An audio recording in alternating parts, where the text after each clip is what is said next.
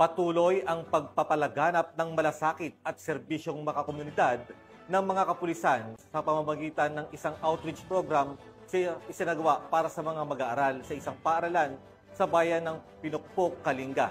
Yan ang balitang hatid ni Patrolwoman Myra Biran.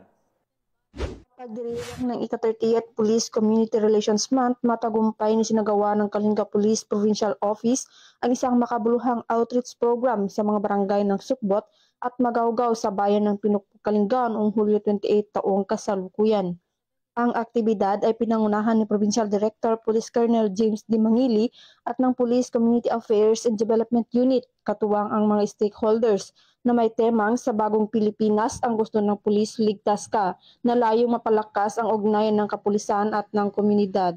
Mahigit 155 na mag-aaral ang nakatanggap ng mga hygiene kits, snacks, tsinelas, payong na makakatulong sa kanilang pang-araw-araw na pagpasok sa paralan, lalo na ngayong tag-ulan. Tampok din sa aktibidad ang information drive kung saan tinalakay sa mga estudyante ang mga sensitibong issue tulad ng illegal na droga, good at bad touch bilang bahagi ng pagpapalaganap ng kalaman at proteksyon sa kabataan. Patuloy naman ang Kalinga PPO sa kanilang pagsusumikap na maglingkod at magtaguyod ng ligtas na pamayanan sa pamamagitan ng sama-samang pagkilos para sa tamang serbisyo para sa lahat ng kanilang nasasakupan. Mula dito sa Baguio City, ako ang inyong TNN correspondent, Patrolwoman Myra Beran, alagad ng batas, tagataguyod ng balitang pulis.